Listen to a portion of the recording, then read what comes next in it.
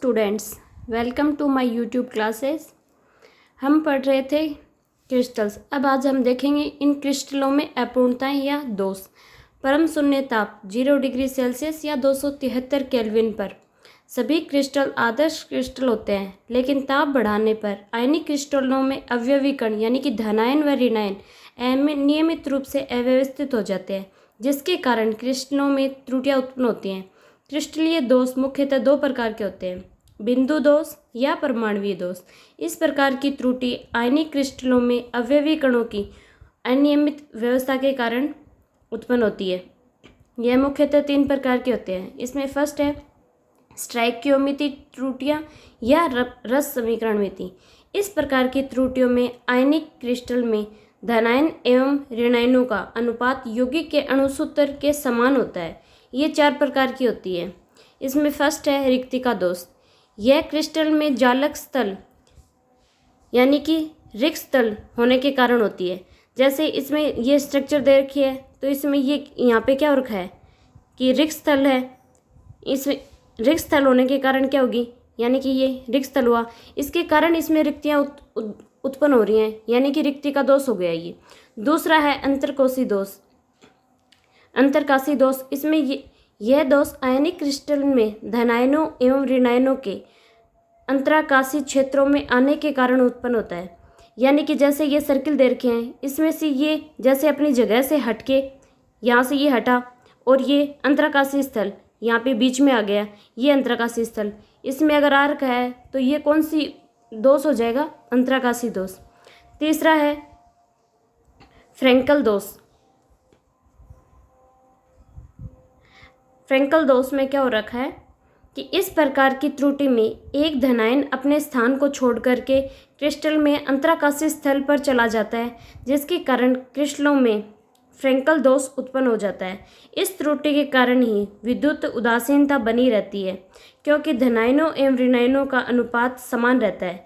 यानी कि एक धनायन और एक ऋणायन अगर दोनों चले जाएंगे तो उसमें उदासीनता बनी रहेगी, जिससे क्रिस्टल का घनत्व भी अपरिवर्तित रहता है। इस प्रकार की त्रुटि उन क्रिस्टलों में पाई जाती है जिसमें धनायनों का आकार ऋणायनों के आकार से छोटा होता है।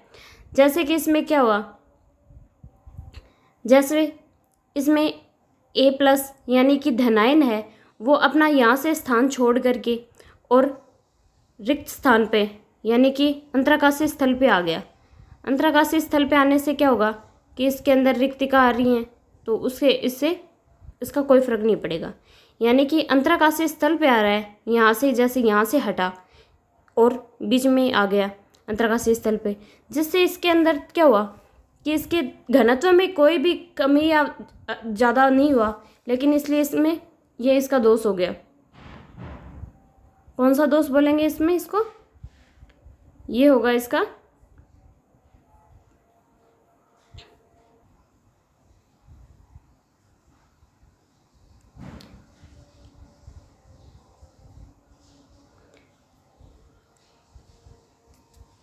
अब है शॉर्ट की त्रुटि। इस दोष में एक धनायन एवं एक ऋणायन अपने स्थान को छोड़ करके क्रिस्टल जालक से बाहर चले जाते हैं, जिसमें आयनिक क्रिस्टल में विद्युत उदासीनता हो जाती है, लेकिन घनत्व कम हो जाता है। इस प्रकार की त्रुटि उन क्रिस्टलों में पाई जाती है जिसमें धनायन एवं ऋणायन का आकार लगभग समान रहता है। जैसे सोडियम क्लोराइड हो गया यानी NaCl, KCl, potassium chloride, caesium chloride, ऐसे ये होंगे। तो इसके कारण क्या होगा, ये क्रिस्टल से बाहर चले गए, यानी कि धनायन और ऋणायन अगर दोनों बाहर जा रहे हैं, तो अगर बाहर गए तो इससे इसके घनत्व में तो क्या हुई, कमी हुई। आयंस बराबर हैं इसमें, क्योंकि दोनों एक पॉजिटिव और एक नेगेटिव है, वो जगह छोड़ के गया है, इसलिए ये बाहर गए हैं। तो इसको क्या बोलेंगे, शॉर्ट की त्रुटि। ये क्रिस्टल से बाहर चले गए, शॉर्ट की त्रुटि याद करने के लिए याद रखो कि शॉर्ट लगा और ये बाहर, तो इसको बोल देंगे शॉर्ट की त्रुटि। अब सेकंड है हमारा नॉन स्टोइकियोमेट्रिक दोष।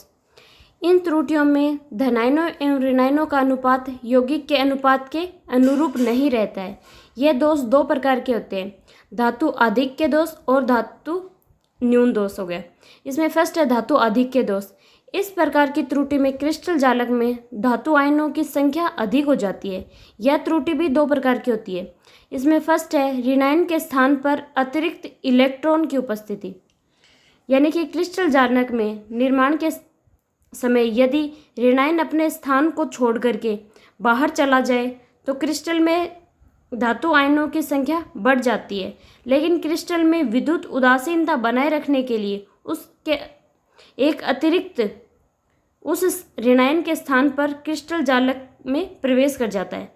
यानी कि अगर एक बाहर गया है तो क्या हुआ, एक अंदर भी तो आया है, तो यानी कि इनके अंदर क्या होगा कि इसके अंदर वो बैलेंस बना के रखेगा,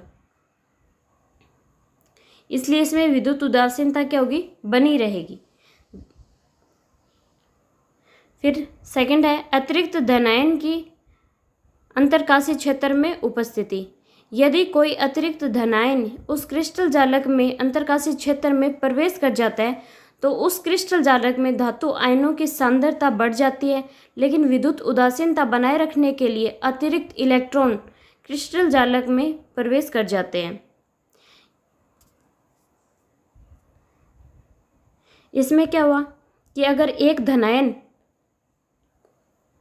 देखो अगर एक धनायन है वो क्रिस्टल के अंदर प्रवेश किया है अगर इसने, तो इसको विद्युत उदासीनता बनाए रखने के लिए इसके अंदर क्या हुआ कि एक इलेक्ट्रॉन भी उसके अंदर प्रवेश कर गया, यानी कि धनायन है तो ऋणायन भी है, तो इससे क्या हुआ कि उसकी विद्युत उदासीनता बनी रहेगी।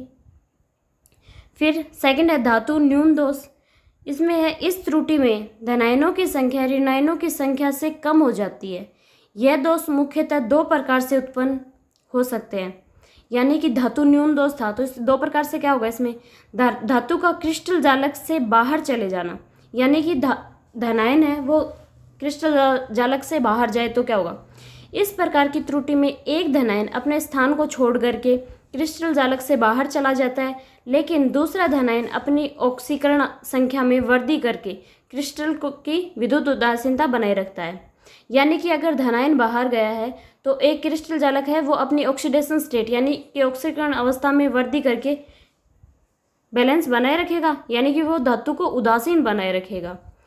यह त्रुटि है वो संकरण धातुओं में पाई जाती है, जैसे FeO यानी कि iron oxide, VO vanadium oxide, TO tellurium oxide, ऐसे। यानी कि अगर एक क्रिस्टल जालक बाहर अगर चला भी गया है तो दूसरा जो क्रिस्टल होगा वो क्या करेगा, अपनी ऑक्सीकरण संख्या में वृद्धि करके और उसमें वृद्धि कर लेता है। जैसे अगर हम देखें तो इसमें यहाँ से देखो ये रिक्त स्थान हो गया, यानी कि ये यहाँ से बाहर चला गया, लेकिन यहाँ पे इसने क्या किया, अपनी ऑक्सीकरण अवस्था को बढ़ा लिया, तो इस प्रकार से ये धातु के अंदर उदासीनता बनाए रखे हैं।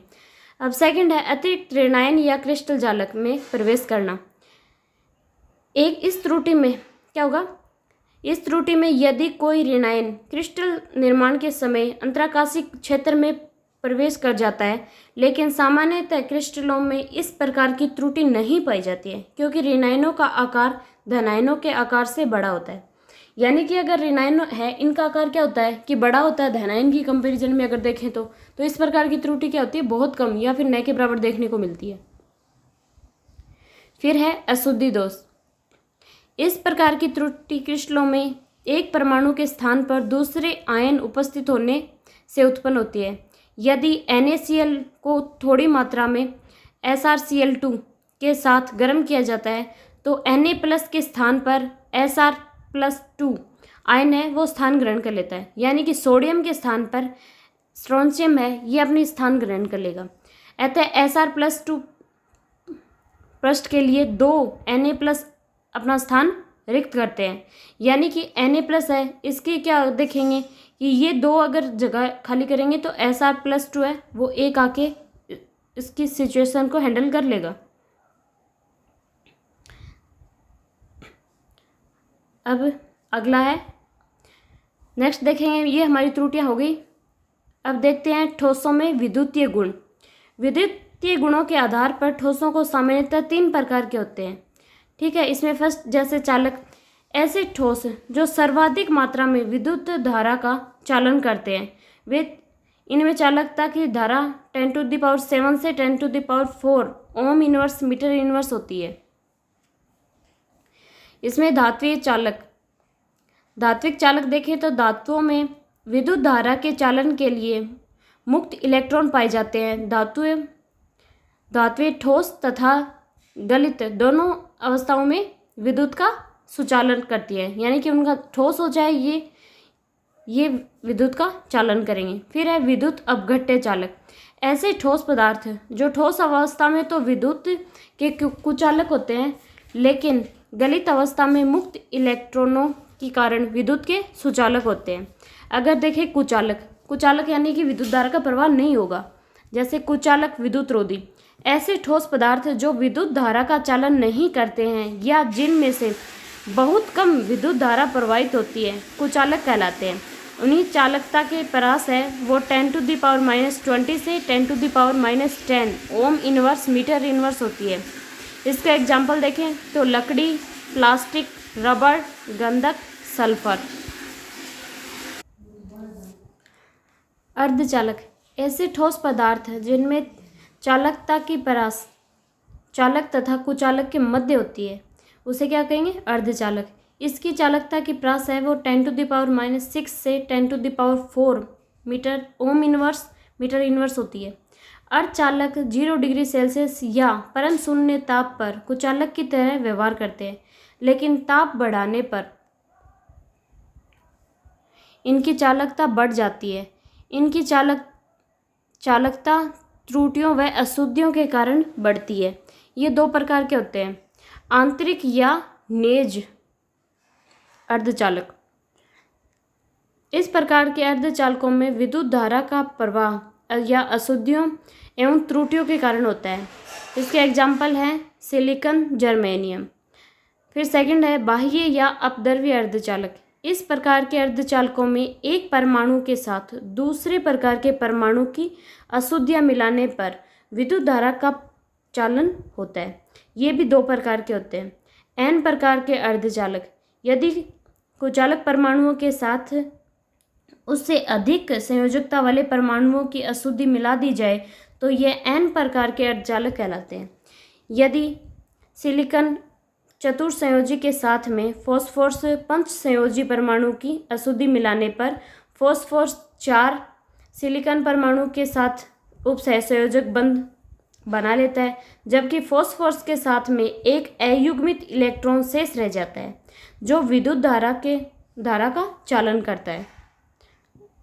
जैसे इसमें दिखाया है कि वो एक फॉस्फोरस है, वो 4 के साथ में तो अटैच है और एक अयुग्मित इलेक्ट्रॉन उसके पास में है, तो इसके कारण ये क्या हुआ कि वैसे तो ये 4 का करता है, लेकिन इसमें क्या दिखाया है कि ये फॉस्फोरस है, ये 4 के साथ में तो अटैच हो गया, लेकिन इसकी एक संयोजकता अभी भी बाकी है, यानी कि ये क्या हो गया? असंयुग्मित इलेक्ट्रॉन हो गया उसके पास में।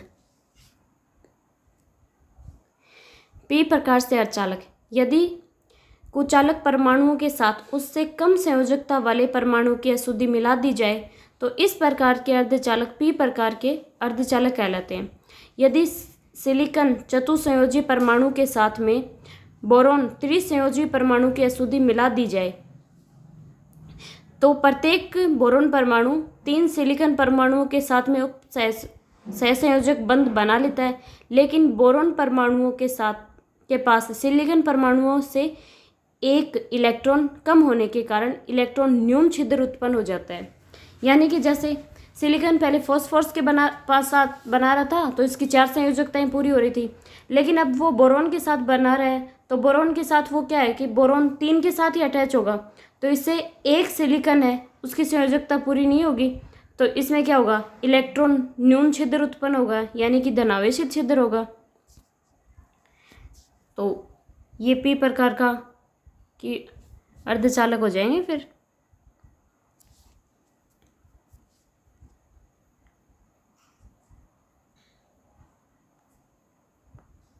ऐसे ही अगर हम देखें ठोसों की चुंबकीय गुण, यानी कि ठोसों के चुंबकीय गुण देखें तो ठोसों के चुंबकीय गुण इलेक्ट्रॉनों द्वारा उत्पन्न होते हैं।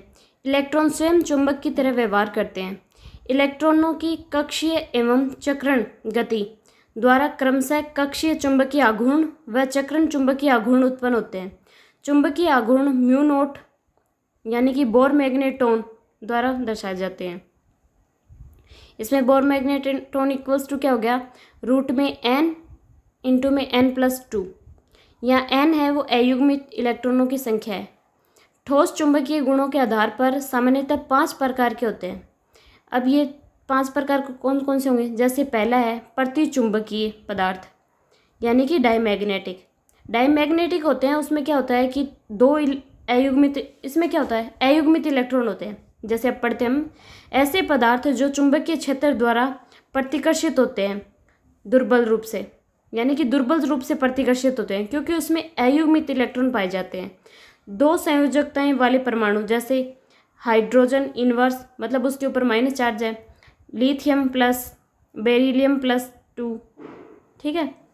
इसमें 8 संयोजकता वाले परमाणु सोडियम प्लस, मैग्नीशियम +2, एल्यूमिनियम +3, ये भी हो जाएंगे। फिर 18 संयोजकता वाले परमाणु जैसे जिंक +2, ये होंगे इसके अंदर। ये प्रतिचुंबकीय पदार्थ हैं। फिर है सेकंड देखेंगे अनुचुंबकीय पदार्थ यानी कि पैरामैग्नेटिक। ये क्या होंगे कि ये युग्मित होंगे, इनमें 1-2 इलेक्ट्रॉन है वो साथ में होते हैं। इसमें पढ़ते हैं तो ऐसे पदार्थ जो चुंबकीय क्षेत्र द्वारा दुर्बल रूप से आकर्षित होते हैं। इसमें अयुग्मित इलेक्ट्रॉन पाए जाते हैं। चुंबकीय क्षेत्र हटा लेने पर इनका चुंबकीय गुण नष्ट हो जाता है। जैसे एग्जाम्पल है कॉपर ऑक्साइड, ठीक है। फिर थर्ड है लोह चुंबकीय पदार्थ। ऐसे पदार्थ चुंबकीय क्षेत्र द्वारा प्रबल रूप से आकर्षित होते हैं। इसमें अयुग्मित इलेक्ट्रॉन पाए जाते हैं। इसका चुंबकीय गुण चुंबकीय क्षेत्र हटा लेने पर भी नष्ट नहीं होता है, अतः इनसे स्थायी चुंबक बनाए जाते हैं। एग्जाम्पल है जैसे आयरन, निकल, कॉपर। फिर फोर्थ है प्रतिलोह चुंबकीय। ऐसे पदार्थ जिनके गुण लोह चुंबकीय पदार्थ के समान होते हैं, लेकिन युग्मित इलेक्ट्रॉन होने के कारण इनका चुंबकीय आघूर्ण 0 होता है। यानी कि इसमें युग्मित इलेक्ट्रॉन है और इसके अंदर तो ये क्या होगा अचुंबकीय व्यवहार दिखाएंगे, ठीक है। इसके एग्जाम्पल है मैग्नीज ऑक्साइड Mn2O3। फिर है फेरी चुंबकीय या लघु लोह चुंबकीय। ऐसे पदार्थों में चुंबकीय गुणों का मान लोह चुंबकीय पदार्थों से कम होता है क्योंकि कुछ अयुग्मित इलेक्ट्रॉन का चुंबकीय आघूर्णों का संरेखण विपरीत होता है। जैसे इसमें अगर कुछ इलेक्ट्रॉन का अगर देखें चक्रण ऊपर की साइड हो रहा है तो कुछ का नीचे की साइड में हो रहा है, तो इनमें क्या होता है इनका अयुग्मित इलेक्ट्रॉन है, इनका चक्रण अलग अलग साइड में होता है, इसलिए इसमें ऐसा गुण होता है। इसके एग्जाम्पल है मैग्नेटाइट, फेराइट जैसे Fe2O3। आई थिंक आपको समझ में आ गया होगा। आज हमारा ठोस का चैप्टर कंप्लीट होता है। अगर किसी को इसमें कुछ भी अगर कोई प्रॉब्लम हो तो कमेंट करके पूछें, बताने की कोशिश की जाएगी कि आपको उसमें कोई प्रॉब्लम ना हो। Thank you.